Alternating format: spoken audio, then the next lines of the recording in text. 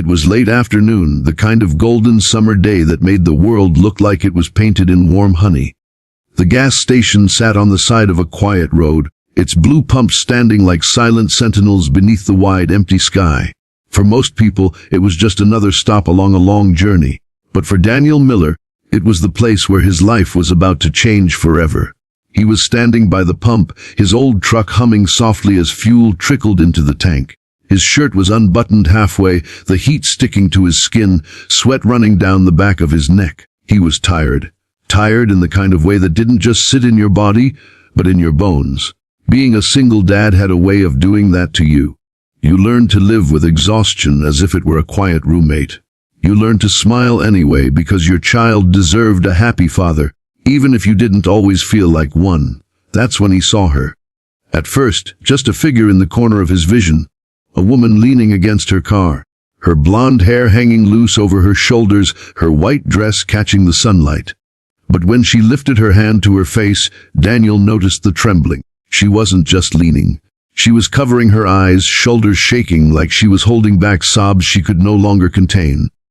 Her car's trunk was open, and a small suitcase sat there as if it had been packed in a hurry.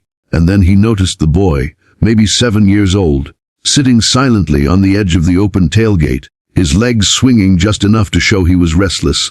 His head was bowed, and Daniel recognized that look instantly. He had seen it in his own son after the divorce, the look of a child who was trying to be brave while the world around them fell apart. Something inside Daniel shifted.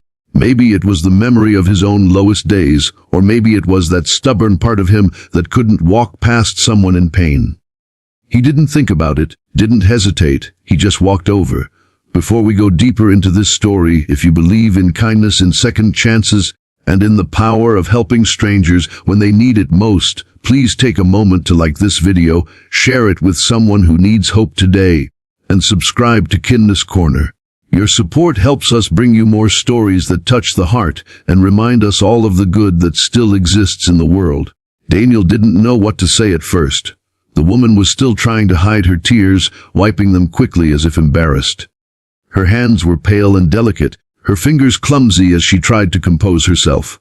Daniel kept his voice low, asking if she was all right, but she only shook her head, pressing her lips together tightly. The boy glanced up at him, then back at his shoes, as if afraid to look for too long. There was a vulnerability in that moment that hit Daniel hard. He found out her name was Claire. Her car had run out of gas just as she'd pulled into the station. That in itself was a small problem. But the truth was bigger, heavier. She had left her home in the middle of the day, taking her son with her, and she didn't have anywhere to go. She didn't say much about the man she'd left behind, but Daniel could read between the lines.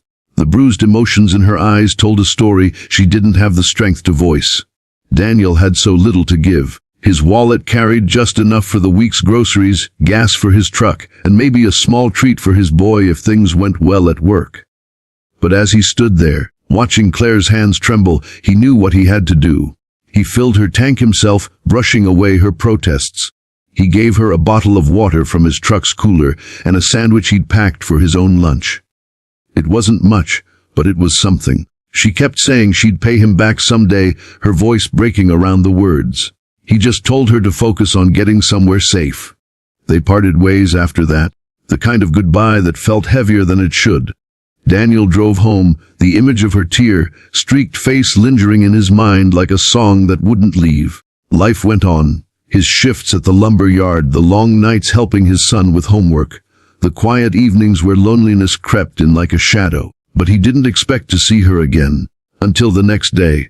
It was just after noon when there was a knock at his door. Daniel opened it to find Claire standing there, her son at her side.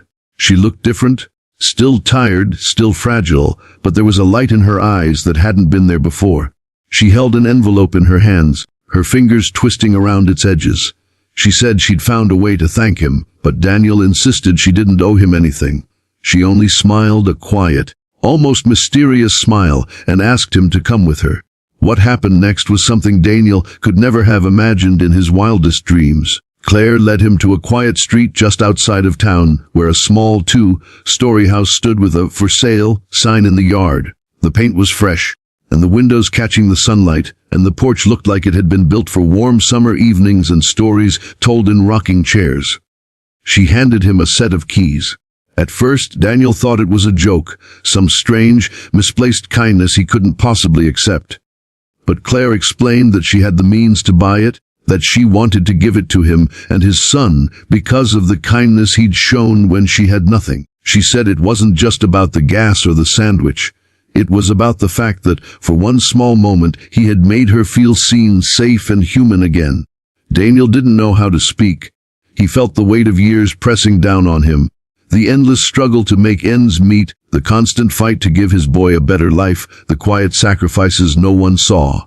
And now, standing in front of this house, he felt something he hadn't felt in a long time: hope. Claire moved away a few days later, starting her life over somewhere new. They stayed in touch for a while, exchanging Christmas cards and updates. But the house became more than a home. It became a symbol for Daniel and his son, a reminder that even when the world feels cold and unyielding, kindness can still break through like sunlight after a storm. If this story touched your heart, please take a moment to like, comment, and share this video.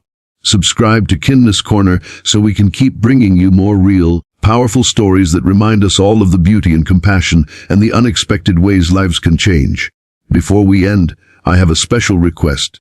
Tell us in the comments about a time when a stranger's kindness changed your life, or when you were able to help someone in need. Your story might inspire someone else to believe in goodness again.